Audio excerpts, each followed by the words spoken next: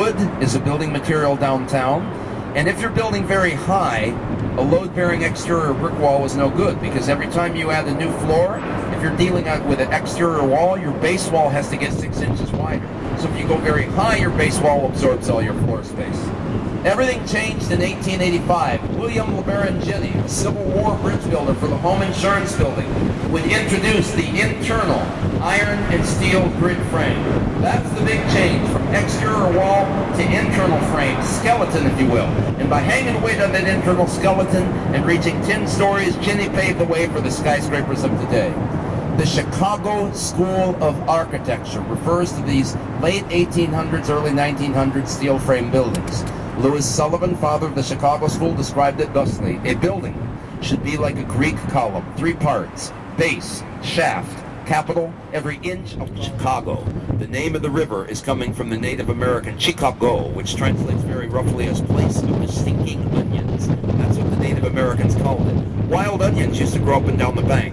1673, Father Marquette and Louis Joliet arrived here exploring for France. They looked at the river, thought too much mud, let's go home, until their river guide, a 10-year-old Native American boy, showed them something very important: a shortcut.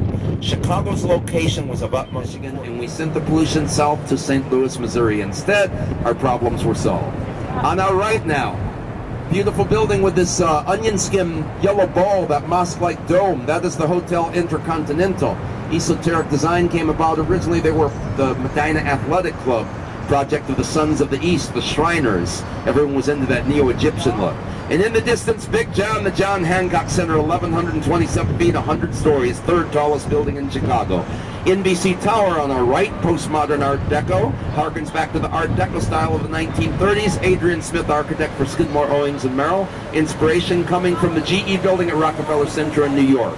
Now London has Big Ben, Paris the Eiffel Tower, Chicago's answer, the Wrigley Building, commissioned by Chewing Gum King William Wrigley Jr. with a 92-story building in Chicago.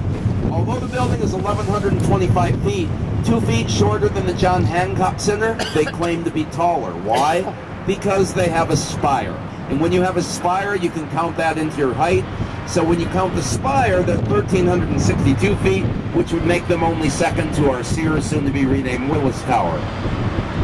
On our left, a very ornate building with a cupola or dome at the very top, the Jewelers Building of 1926. Inspired by a 15th century Italian monastery, the Certosa de Pavia, but built here for the diamond trade. In 1926, that building had a state-of-the-art auto elevator. You could drive your car from Lower Wacker Drive right into the basement. Your car would be lifted to your floor, retrieve your diamonds, run through the building like a happy little squirrel with a sack of nuts. You felt safe. Safety was a big thing. It was prohibition. Alcohol was illegal. But let's get one thing. The student rejecting the teacher. Although Bertrand Goldberg had studied with Mies, he did not share his teacher's love of boxes, finding circles a better way to gather people together.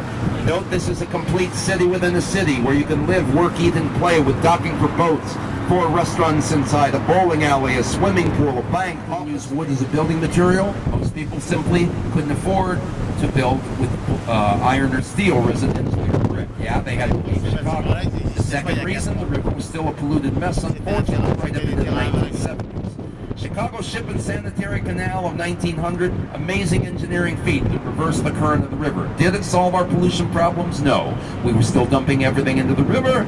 We were just going to let St. Louis, Missouri take care of the pollution instead of ourselves. Oddly enough, St. Louis, well, I can tell you today the Chicago River is cleaner than it was 100 years ago.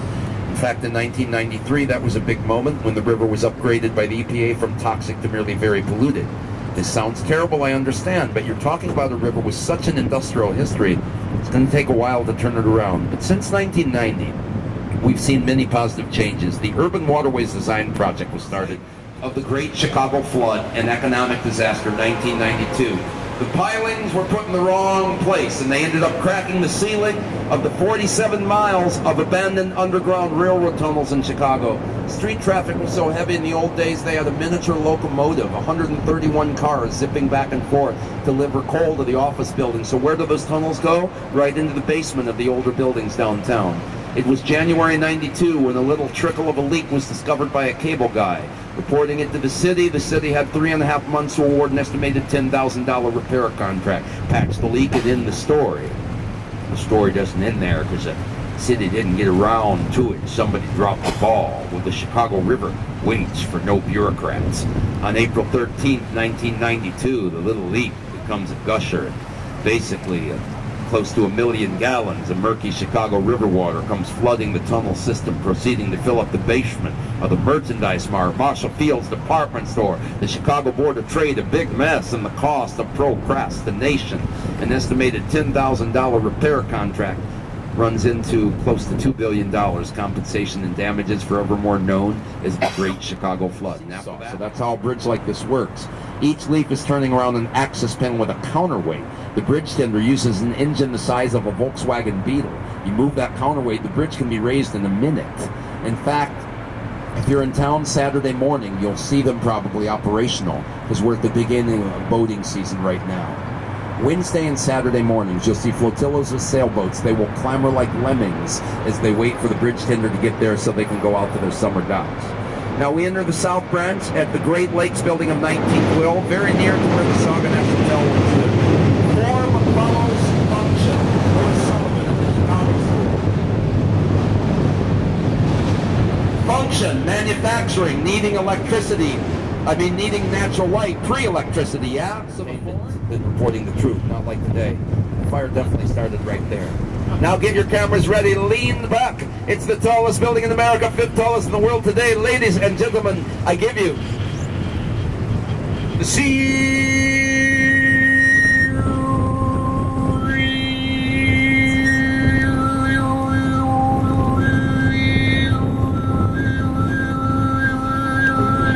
soon to be renamed Willis Tower.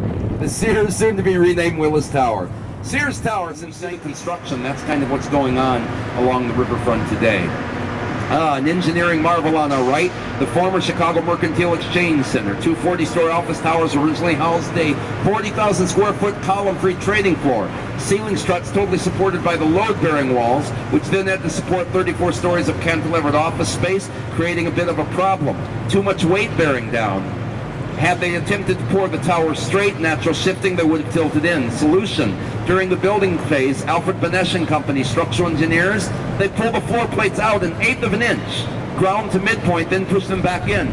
So when they're working on them, the towers are bowed out. Nodding to Lewis Sullivan's Chicago School ideal, that your building should be like a column, base, shaft, capital. If you can block the sun again, you'll find that you have rivets on every Chicago bridge.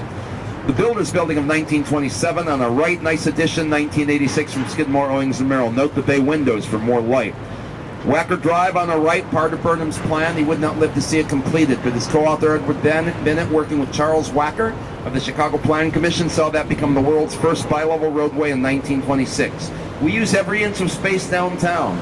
Here, splitting the traffic duties, the upper level taking you through the city, and a workway for all your physical plan needs underneath. Anchoring Chicago's financial district, the LaSalle Wacker Building on our right, Holabird Route, 1930, Art Deco in design. Now, here's the truth of why Art Deco buildings sometimes take on the look of an armchair, while they have a high back and everything else is cut lower. It was actually a big health department concern over the canyon effect. With the rise of the first skyscrapers, sunlight and fresh air to the streets was cut off. And so the streets, which were already pretty dank and dirty, became worse, a giant germ incubator. To air the streets out, by 1917 you had height restrictions. 1/4 of your building could be higher than 260 feet. The rest of your property cut below that so sunlight would filter down. You know what? New York City went through a very similar thing, as a matter of fact, setback determinations. 77 was Wacker Drive, home to United Airlines, great example of postmodernism from Spanish architect Ricardo Bofill. If you can block the sun, you'll see these classic and modern elements together, from the Greek temple-style roof, the pilasters that look like columns married to the glass.